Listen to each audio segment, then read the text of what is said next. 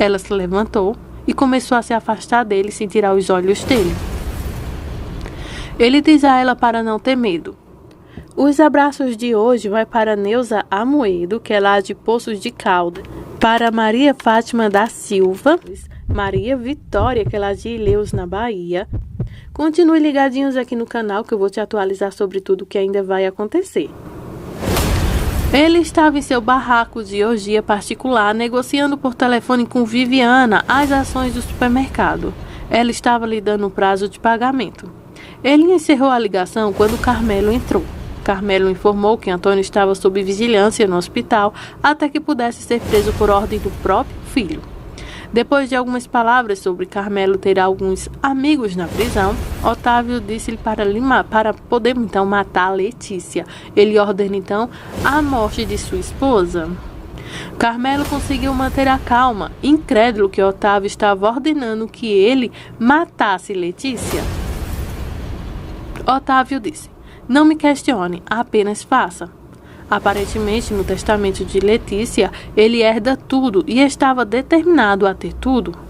"Se você não fazer isso, eu vou", disse ele. Então Carmelo disse: "Não se preocupe, eu farei." Otávio então não tinha tanta certeza, mas Carmelo então disse: "Eu não minto, eu farei isso como você me ordenou. Vou cuidar para ela não sofra. Não conheço outra maneira de viver." Então Otávio diz: "Faça isso. Se você falhar, essa será a sua última chance." Houve então um longo olhar entre eles dois.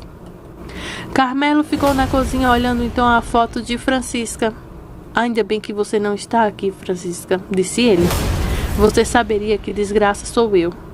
Então ele terminou de polir a faca e a fechou. "Eu prometo a você, Letícia, que não vai sofrer mais." Então ele pegou o chapéu e saiu. Rafael olhou o pendrive no laptop no escritório. Houve uma entrevista de uma mulher cuja família havia saído da área, acusando Otávio do mesmo crime que Fernanda. Letícia entrou no quarto e Rafael disse a ela que ela estava olhando para a prova que Fernanda lhe dera. Ele disse que eram verdade e todas as pessoas que tinham as mesmas acusações contra Otávio. Ele também tinha dificuldade em pensar em Otávio como um assassino. Letícia também o fez, e muito menos que ele havia violentado Fernanda. Rafael então tirou o pingente de touro. Fernanda preparou então seu cavalo e disse que iria até a cidade para limpar o curral. Letícia estava rezando na capela da fazenda quando Carmelo entrou para cumprir então sua ordem que foi lhe dada. Ele se sentou perto dela quando ela começou a oração do Senhor, que ela interrompeu para perguntar se algo estava errado, e ele disse: "Sim, algo que eu não quero fazer." Enquanto silenciosamente tirava a faca do bolso esquerdo, ele abriu, mas ao invés de usar nela, confessou que tudo que Fernanda acusava Otávio era verdade. Ela não olhou para ele. Quase sem acreditar em uma palavra, ele disse que Otávio havia então violentado Fernanda e agora mandou matá-la. Ele então cortou uma linha ao longo do interior de sua mão esquerda. Ela se levantou e começou a se afastar dele sem tirar os olhos dele. Ele diz a ela para não ter medo. Ele mostrou a mão a ela, dizendo que não podia machucar ninguém que amasse. Ele quase se ajoelhou na frente dela, mas ela o deteve. Então ele se levantou, parecendo mais angustiado que já vimos. Depois saiu do jeito que veio. Letícia então chorou depois que ajoelhou-se diante do altar e rezou ainda mais. Letícia voltou para casa e disse a Germana e Brenda que todas as acusações de Fernanda contra Otávio eram verdadeiras sim. Carmelo confessou tudo para ela. Ela tirou a aliança de casamento e a jogou no chão. Ela disse a Germana que ele tinha que chamar Rafael e a avisar a Fernanda. Germano então saiu correndo e Letícia pegou o telefone. Ela deixou uma mensagem de voz dizendo que ela estava certa e avisando sem saber que era tarde demais por 1 minuto. Letícia e Germano conversam sobre Isabela em busca de trabalho e sobre a viagem que Letícia planeja fazer com Brenda. Ela o convidou para se juntar a eles, mas ele recusou, dizendo que queria dar a ela algum espaço enquanto recuperava Luz Laurales. E também recuperar para que ela se juntasse a ele lá. No cemitério, Ângelo diz a David que ele precisava ir ao escritório dele para falar com a polícia sobre os ladrões de gado. A atenção de Piero foi atraída e ele disse: então isso significa que nem Fernanda, nem César tiveram nada a ver com isso? Ângelo então assentiu e disse: vamos. Quando David tocou em Mara, ele disse: cuide da minha irmã. Ele ficou curioso. Fernanda entregou então ao Rafael o grande envelope pardo contendo a sentença do divórcio e um contrato. Ele disse a ela que Germán estava entregando os documentos que ele estava então revisando. Ele admitiu que os negócios eram opostos do que ele pensava que era.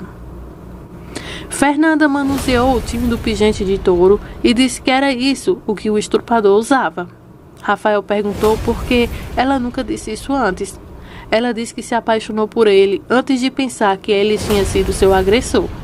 Ela então confessou que foi ela quem atirou nele. Brenda tornou-se acusadora quando isso era um dos negócios. Rafael então fica em choque com a revelação e Fernanda disse que não esperava perdão. Só pediu que ele então pedisse ao pai. Ela então saiu com Joana. Fernanda olhou para a foto do casamento e voltou ao tiroteio. Ela pegou uma mochila e saiu, montando então Cintela. Ela estava vestida toda de preto. Ela espionou os negócios de Otávio e cobriu o rosto e escondeu o cabelo sobre o Stenson.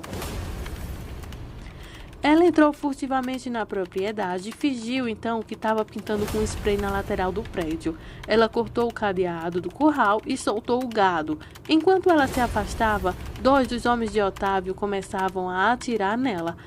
Gente, aqui começa a vingança então de Fernanda. Uma nova Fernanda nasceu aqui. Na manhã seguinte, Carmelo foi falar com Otávio sobre isso. Otávio estava na piscina no momento e provavelmente se ressentiu da interrupção.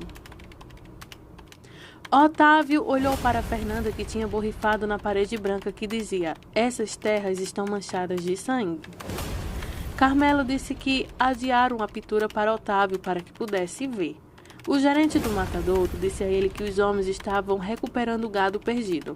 Otávio reclamou da segurança e exigiu secar as câmeras.